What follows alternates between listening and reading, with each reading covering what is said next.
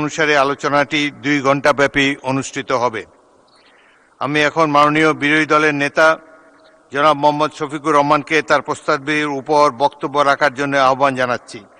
তবে আপনারা এই প্রস্তাবের উপর যারা আলোচনা করতে চান তারা ইতিমধ্যে তালিকা আমার কাছে পাঠিয়েছেন।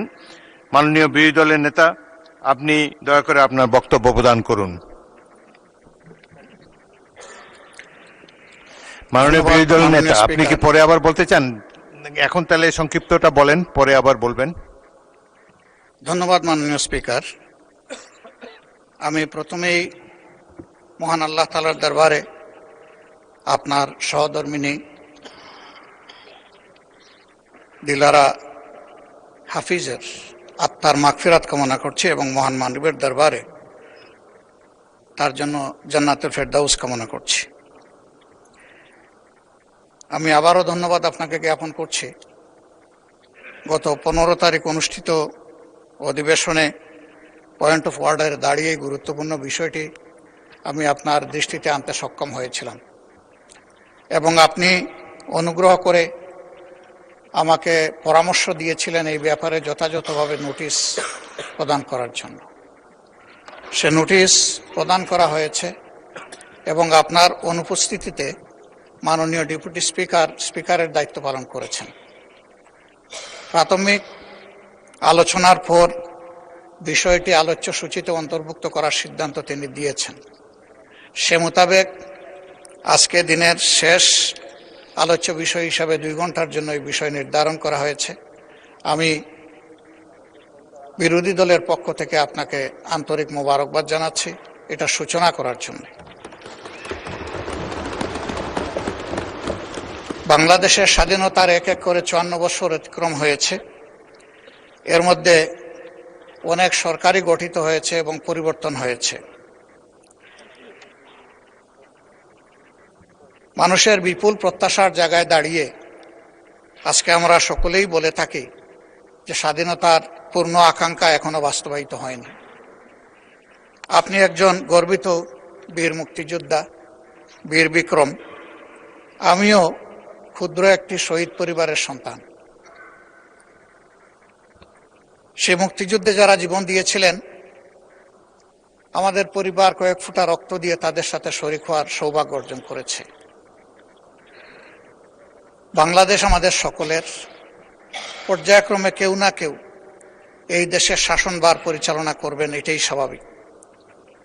একটি গণতান্ত্রিক রাষ্ট্র যেখানে কোনো রাজতন্ত্র থাকে না, সেখানে বংশ পরম্পরায় শাসনেরও ব্যবস্থা থাকে না। জনগণের ভোটের মাধ্যমেই সরকার গঠিত হয় এবং সেই গঠিত সরকার দেশ পরিচালনা করে।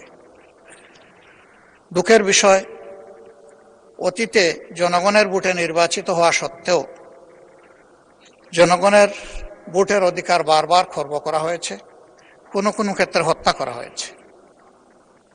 প্রথম যে সরকার গঠিত হয়েছিল তারা জনগণের ভোট পেয়েই নির্বাচিত হয়েছিলেন, কিন্তু আমরা সেখানে লক্ষ্য করলাম যারা বহুদলীয় গণতন্ত্রের কারণে এই সুযোগটা পেয়েছিলেন তারাই এসে বহুদলীয় গণতন্ত্রকে হত্যা করে একদলীয় বাকশাল কায়েম করলেন। 72-এ যে সংবিধান ছিল, এই সংবিধান তার অনেকটুকু এখানে হারিয়ে ফেলে। যখন একদলীয় কোনো শাসন ব্যবস্থা কোনো দেশে সাংবিধানিকভাবে স্বীকৃত হয়ে যায়, কার্যত সেই দেশে জনগণের ভোটের আর বড় কোনো মূল্যায়ন থাকে না। এভাবে বারবার সরকার এসেছে, সরকার গিয়েছে। সর্বশেষ 2009 সালে যারা সরকার গঠন করেছিলেন, 8 সালের একটা বোঝাপড়ার নির্বাচনের মধ্য দিয়ে তারা দেশে কি করেছেন তার জ্বলন্ত সাক্ষী আজকের এই সংসদ। আমি সেদিনও বলেছিলাম, আমার ধারণা ফ্যাসিস্ট সরকারের হাতে নির্যাতনের শিকার হননি এমন বোধহয় কোনো সদস্য এখানে নেই। কেউ হয়েছেন বারবার, কেউ হয়েছেন হয়তো একবার, যারা সৌভাগ্যবান। অনেকেই দেশেই থাকতে পারেন। নির্যাতনের ভয়াবহতা এতটাই ভারী ছিল যে তারা নিজ জন্মস্থানের মাটি আঁকড়ে ধরে থাকতে পারেননি। দীর্ঘ সময় ধরে 15.5 বছর জাতির উপর প্রচণ্ড দুঃশাসন চাপিয়ে দিয়ে তাণ্ডব চালানো হয়েছে। অসংখ্য মায়ের বুক খালি হয়েছে, বোনেরা বিধবা হয়েছে, শিশুরা এতিম হয়েছে। অসংখ্য লোককে গুম করা হয়েছে। গুমের শিকার 235 জন লোক এখনো তাদের আপনজনের কাছে ফিরে আসেননি। তাদের আপনজন জানেন না আসলে তাদের বাস্তব অবস্থা কি হয়েছে, তারা কি বেঁচে আছেন নাকি দুনিয়া থেকে বিদায় নিয়েছে। এই সময়ের ভিতরে এক্সট্রা জুডিশিয়াল কিলিং এর শিকার হয়েছেন 2662 জন মানুষ, যারা মিনিমাম কোনো বিচার আলোয় দেখার সুযোগ পাননি। তাদেরকে নির্মমভাবে খুন করা হয়েছে। কার্যত তখন যারা আমরা বিরোধী দলে ছিলাম এর নির্মম ভিকটিম তারাই হয়েছিলাম। এ সমস্ত পরিবারের কাছে আজকে আমাদের কোনো জবাব নেই। শুধু তাই নয়, রাষ্ট্রের সকল সাংবিধানিক প্রতিষ্ঠানকে একে একে ধ্বংস করে ফেলা হয়েছিল এবং সবগুলোতেই দলীয় কর্তৃত্ব এককভাবে কায়েম করা হয়েছিল দেশকে কুক্ষিগত করার জন্য। শেষ পর্যন্ত আমরা লড়ে গেছি সবাই, যার যার জায়গা থেকে যতটুকু পারি ম্যাক্সিমাম। তাদের অপকর্মের শেষ পরিণতি হিসাবে 2024 সালের জুলাই মাসে যে আন্দোলন তরুণ যুব সমাজের দ্বারা দানা বেঁধে উঠেছিল, আগস্টের 5 তারিখ গিয়ে এটা পরিণতি লাভ করেছে। এই জন্য কোনো দেশের ক্যালেন্ডারে 36 জুলাই বলে কিছু নাই, আমাদের দেশে তা প্রতিষ্ঠিত হয়েছে।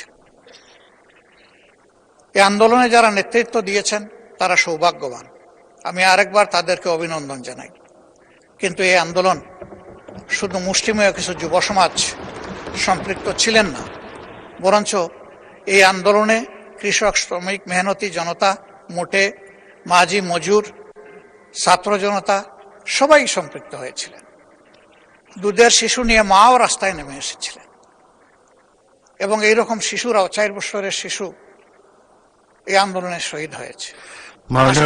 মাননীয় বিরোধী দলের নেতা, আমি যাচ্ছি ওই জায়গায় চলে যাচ্ছি। না, আমি আপনাকে বিনীতভাবে স্মরণ করে দিতে চাই, এটা 2 ঘন্টার আলোচনা। প্লিজ, আমি এই জায়গায় আপনারা যে তালিকা দিয়েছেন সেখানে তো অনেক টাইম আপনারা বেশি দিয়েছেন, সুতরাং সময়ের উপর একটু খেয়াল রাখবেন, পরে আপনি আবার বলার সুযোগ পাবেন। মাত্র 2-3 মিনিট নিচ্ছি মাননীয়। ওকে, প্লিজ, থ্যাংক ইউ।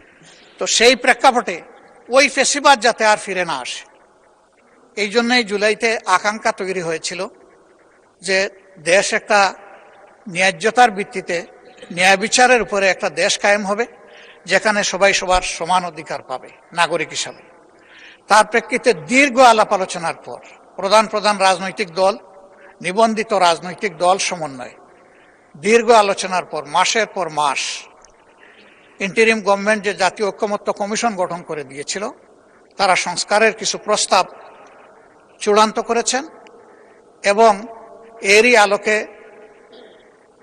মাননীয় প্রেসিডেন্ট তিনি একটি আদেশ জারি করেছেন, যে আদেশটি আমি গতদিন সবিস্তারে পড়ে শুনিয়েছি।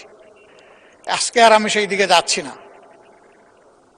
বিরোধী দল থেকে যারা বক্তব্য দিবেন, হয়তো সরকারি দল থেকেও দিবেন, বিশেষ করে বিরোধী দল থেকে যারা এই আলোচনায় অংশগ্রহণ করবেন তাদের তালিকা আমরা দিয়েছি, তারা এই বিষয়ে কথা বলবেন।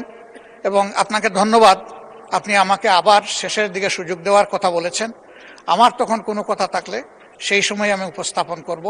এখন বিষয়টি আলোচনার জন্য আপনি সংসদ সদস্যদেরকে সেই সুযোগ দিবেন এবং বিশেষভাবে আমরা যেহেতু এই নোটিশটি উত্থাপন করেছি, আমাদেরকে পর্যাপ্ত সময় দেওয়ার অনুরোধ জানিয়ে আমার কথা আপাতত এখানে শেষ করছি।